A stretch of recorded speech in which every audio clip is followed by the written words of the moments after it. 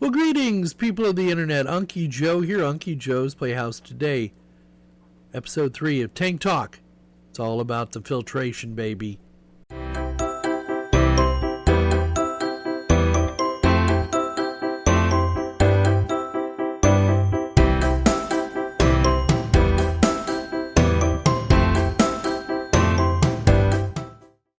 Yeah, it's all about the filtration on your aquariums, right? No, not necessarily, and I'm about to show you why, and why I do what I do, and why I set my tanks up the way I do. The two tanks we're going to talk about today are my two 40-gallon breeders, that one and that one.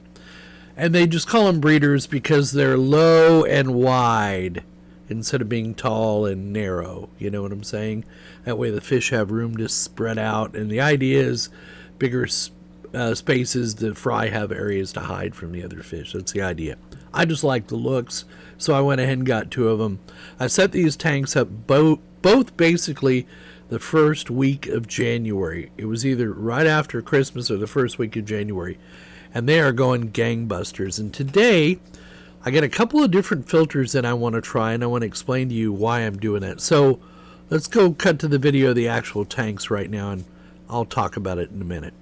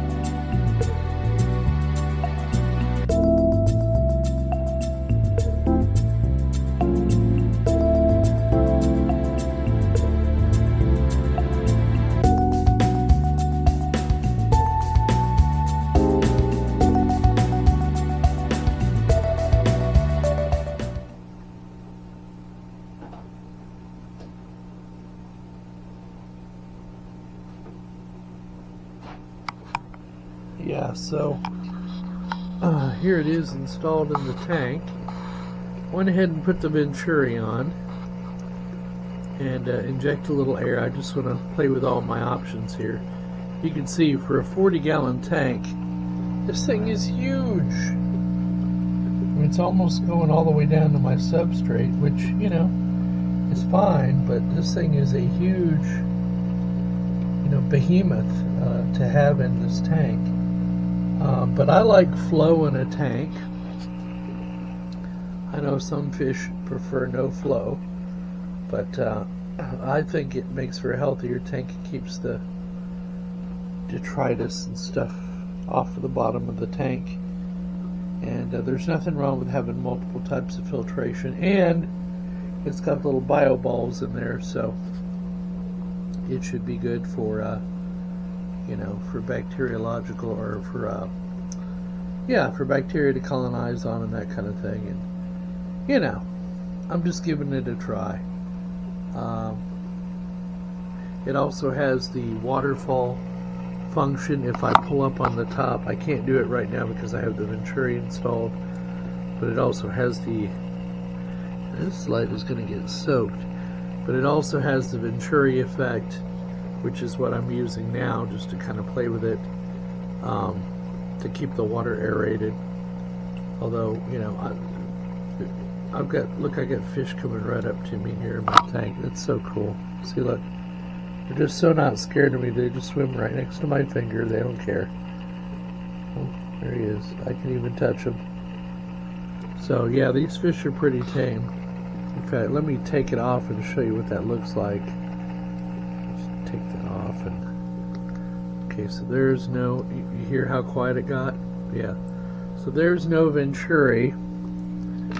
And then here is, you lift up on the top, and that's your waterfall effect. So that's very similar to how having the little bars on the filters, what do they call those? The wand? I don't know.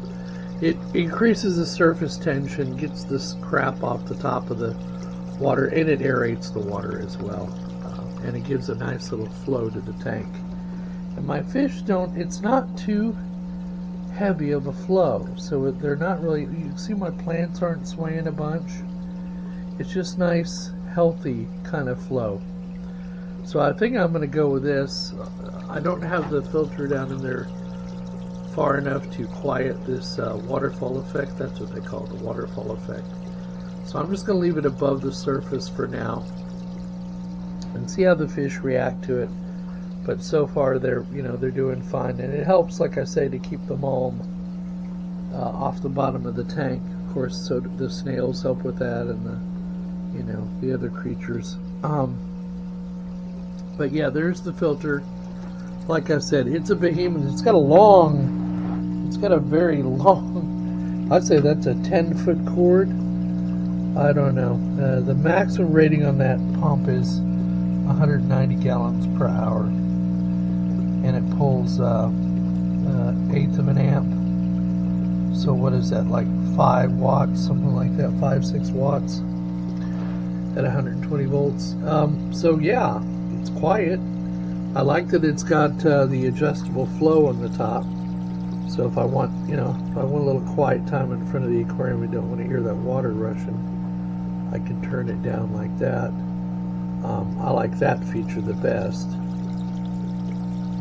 And I'm going to leave it on full flow for right now. Just see how it does over time, if that sound gets too annoying.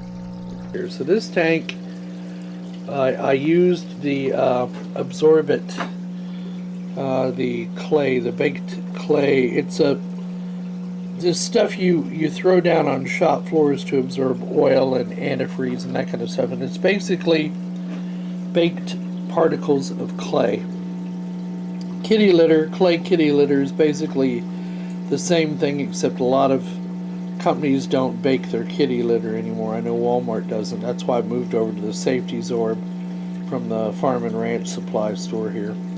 And I put a little too thick, but I usually you'd put 1 inch of that at the bottom of the tank, and then I take this father fish supplement that I got. It comes in a bag, and let's see if I can find it here. Anyway, it's a product he makes to treat regular, like compost soil or organic garden soil. But I decided I want to use this because it's easier to pull plants in and out of this than it is out of dirt, because dirt just clouds the whole tank. And then I've got a layer of play sand, and I had a Dickens getting this tank. Remember how cloudy this tank was? Now it's crystal clear. But I had a Dickens of a time getting this tank to clear up. I set this tank up, I think the first week of January, I believe. The way it goes is, this is my October tanks. This is my November tank. This is my December tanks, 2 of them, actually 3, and then my January tank where I went to town on this one. So this tank's been up almost 2 months now, and it's doing remarkably well. In fact, the other day I cleaned up, I took cuttings off of some of these plants at the back. You notice I just cut their heads right off and planted them next to one another into the substrate. And eventually they'll root, they'll take hold. And then I took my Amazon swords and broke them out and planted them on a floor as well. And then I took my Sagittarius, is that, I don't remember, it's the long leafy, look how long these things get. I'll have to look it up for you. Look how long the leaves get on this. It's not dwarf Sagittarius, that's for sure. Anyway, planted some of that in there, and then I got some other plants in here. I put these little dwarf grass things in here. And this tank has been thriving. I got new fish. I had gouramis in it. I got some mollies in it. I've got some guppies in it. I've got a big old snail right there, living its best life. And I've got assorted other snails in here, as you can see, and I've got some plecos. They're hiding right now. But I have 2 plecos in here, and the tank is just, it's freaking thriving, man. It's doing great. It does have an under gravel filter. I use a plenum under gravel filter, same thing. Yeah, I just think it makes for a better bio bed down here and does better with filtration. I've used under gravel filters since I was a wee child in the aquarium scene, and I just keep running back to them. So now we're on to this lovely tank, and yeah, this one, kind of the same method. I have got a layer of this stuff down here, and this is called Safety Zorb, okay? You can get from farm and tractor supply stores, and sometimes Lowe's and Home Depot carry it. It's also basically oil spill. It's the stuff they throw down to pick up oil spills in shops and that kind of thing. It's also called baked clay. It's also called cat litter, although the cat litter they use today is not the same as it was in the past, and it's not baked anymore. And you can, if you use that underneath an aquarium as a substrate, you could end up having a soupy mess. So make sure you get the Safety Zorb or the baked clay. And then over the top of that is a layer of black diamond blasting sand, also available from Farm and Tractor Supply. And then the red tint is due to a product called laterite, and I'll show you that here. So there you go. So basically it's just iron powder. And then in the other tank, as I showed you earlier, instead of using the laterite on the bottom, I use the Father Fish supplement additive, and you use 1 teaspoon per gallon. You mix with 1 inch of soil or substrate, and then you cap it with 2 inches of sand, which is what I've done here. So that's how I do my planted tanks. I don't use dirt for my planted tanks. I did, and this tank right down here is a dirted tank. You can see the soil. The problem is that when you go to move plants later, you have a hot mess if you try to take plants up and move them around. Not so much with the baked clay, with the Safety Zorb. So that's what I used in this tank. I also have an under gravel filter in here, although I've set mine up more as a plenum than an under gravel filter.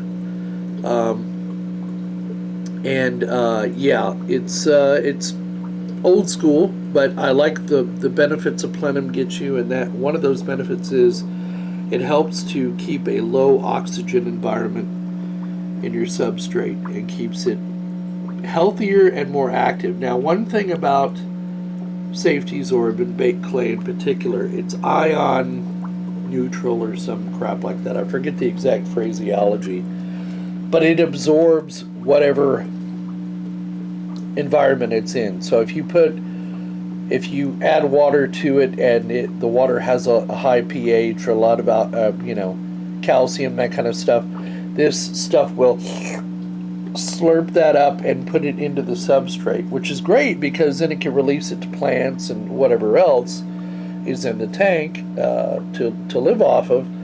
But the problem then can be that your pH goes too low. So whenever you use this safety Zorb, or even soil for that matter, it is going to affect your pH, and you need to keep that in mind when you do your planted tank. But patience is the key, I can tell people with planted tank. Don't add your fish right away. Let your aquarium age. Put your substrate in, put your cap on whatever sand you want to use, plant the hell out of it. Make sure you give it a good base with nutrients, something to grow out of, and then give it a few weeks and let it get established. And then you can start adding living creatures. There is a way to cycle a tank with fish in it. I've done it. I do it quite often. But I have media I can take out of other tanks and put into this tank to cycle it if I needed to, if it was brand new. And then over here, of course, I have the ivy in the little planter, and I have two types of ivy here. And sorry for the low light, but I like this effect in my aquarium room. So I have this pale pothos ivy, and then I have the darker green ivy. And then I got my little algae scraper here, a little flipper. That's my brother gave that to me years ago when he gave me his old tank. He quit doing aquariums. And you can see I just have a bunch of life in there. I got a big old snail in the back. I've got some mollies. I got some guppies in here. I've got these pearl blue gouramis. I just love gouramis. They're one of my favorite fish. And this little fella knows who I am and comes up to the thing whenever I'm filming. He's a show off. See him? He thinks, "Oh, Daddy, is there food? Is there going to be food today? Oh my goodness." I have another one in here. I have him in a pair, but he likes to slink off, or she likes to keep himself to himself at the back of the tank. But as you can see, the tank is crystal clear. The water is healthy. I've got frog bit floating on the top here. Yeah, just a healthy environment, and that's what you get when you do a planted tank. Don't be afraid of planted tanks. The Amazon frog bit, I will tell you, I have to clear that off once a week because it loves to just pretty much take over a tank. So and don't try to save this stuff. The best thing you can do is throw the excess in the trash. For God's sakes, don't throw it into your local creeks or streams.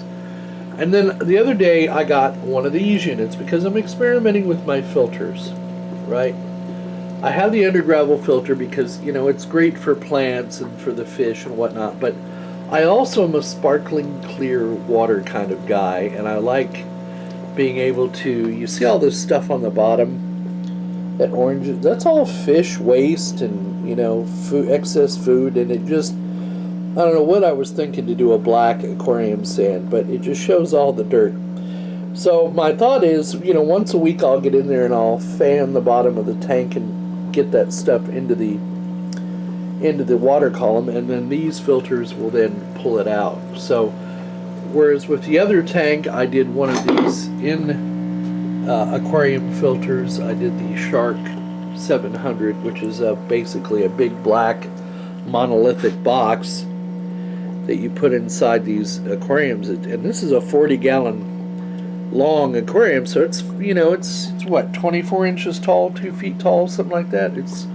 That's a huge honking filter to go inside the tank. Doesn't look too bad, and it serves its purpose. And then you've got this hang-on back filter, which a lot of people find ugly, but frankly, the only reason it's there is because, as you can see, I don't have enough space to put it behind the aquarium, and that was intentional.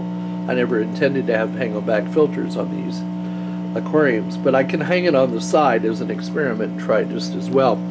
And this is the Tidal 35 aquarium power filter.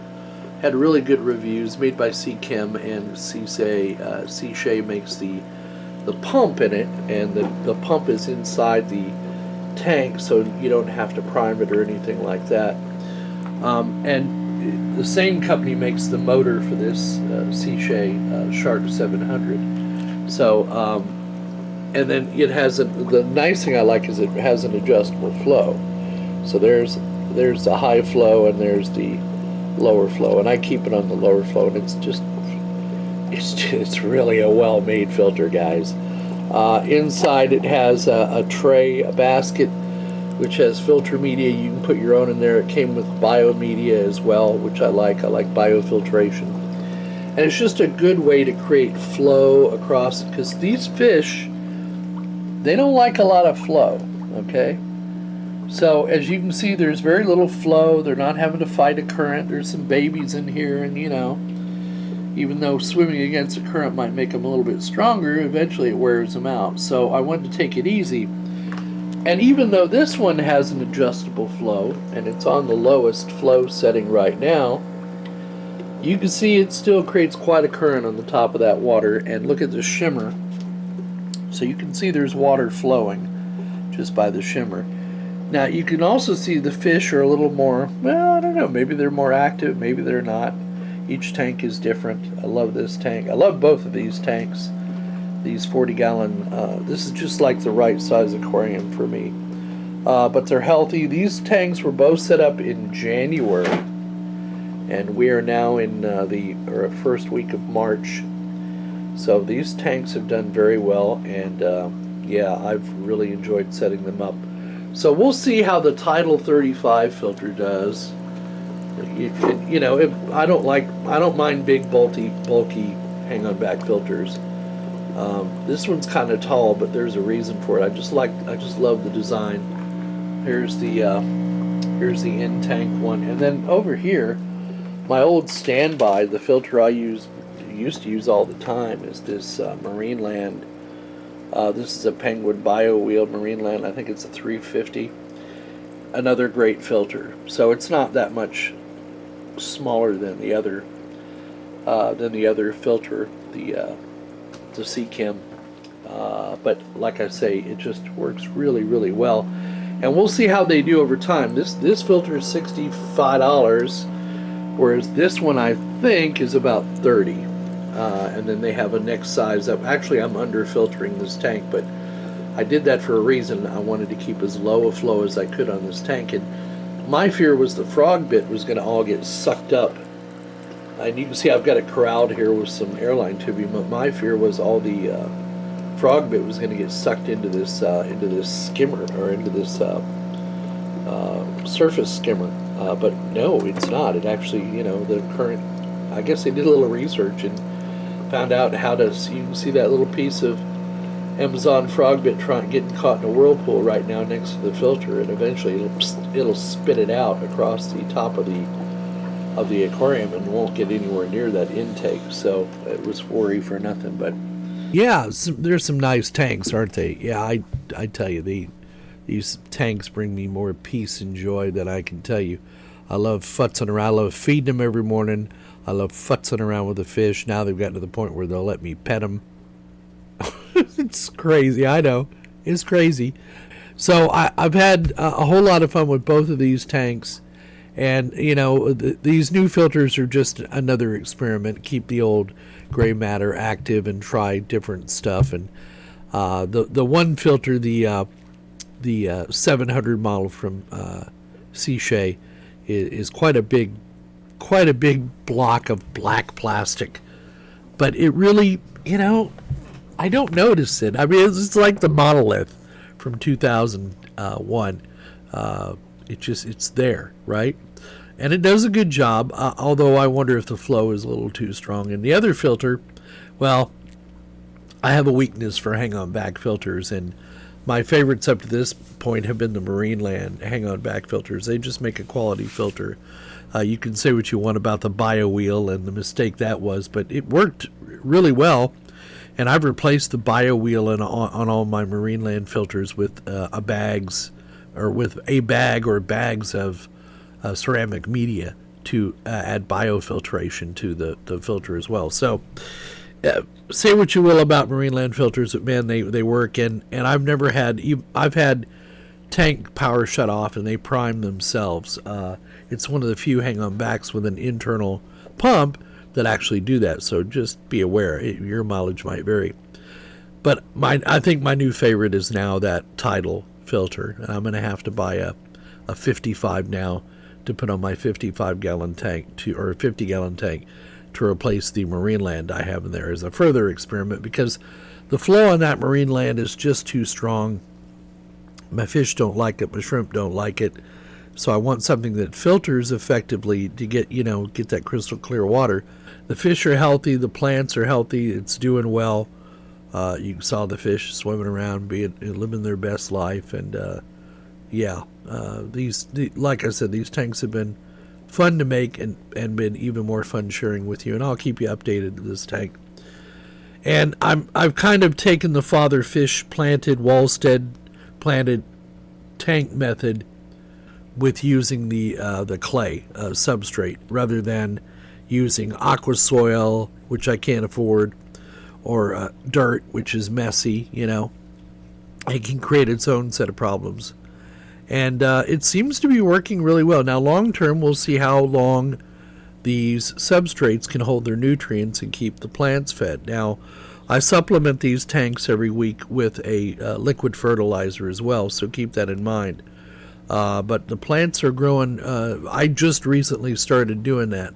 So up to this point, the plants have been growing, living off the nutrients that the fish provide through their waste.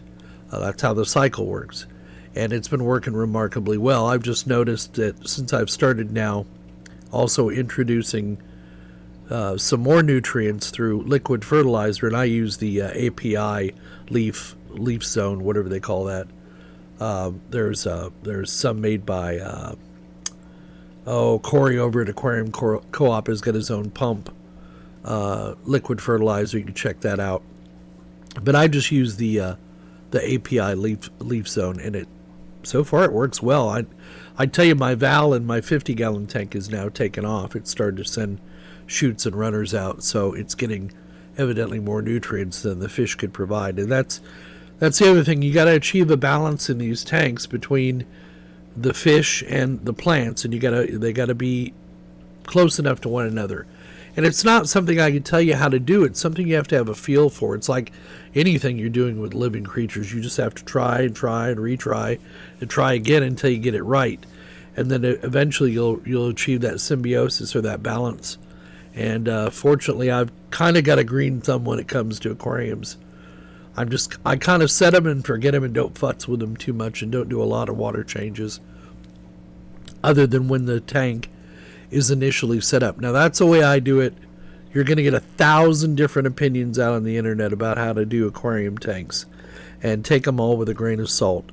The best thing I can tell you to do is start small with a 20-gallon breeder, 20-gallon long or a 10-gallon. Set yourself up with some nano fish and some shrimp and some plants to keep the costs down, and just try it for yourself. And like I say, I use the Safety Zorb as a substrate, as a growing medium, so to speak. Let's call it that. It's a growing medium for the plants, and then I cap it with a layer of pool sand to make it look pretty. Or you could use play sand, that's what this tank has, is play sand. It took forever for that tank to clear up. I had a huge bacterial bloom. If you could remember, if you've been watching long enough, that tank was cloudy. This tank started out pretty cloudy, but you just give them patience and let them cycle, and those beneficial bacteria will then coat the inside of all the tanks and all the items in there and start your bacteria process going, which you need for a healthy tank. So we hope you found this video entertaining and informative. As always, please smash that like button on your way out of here. Leave your comments down in the comments section. Subscribe if you're not already a subscriber, and click that notification bell to be notified of new videos when they come out. Please come back and see us again. We appreciate your patronage. And don't forget, we'll see all of you on the other side.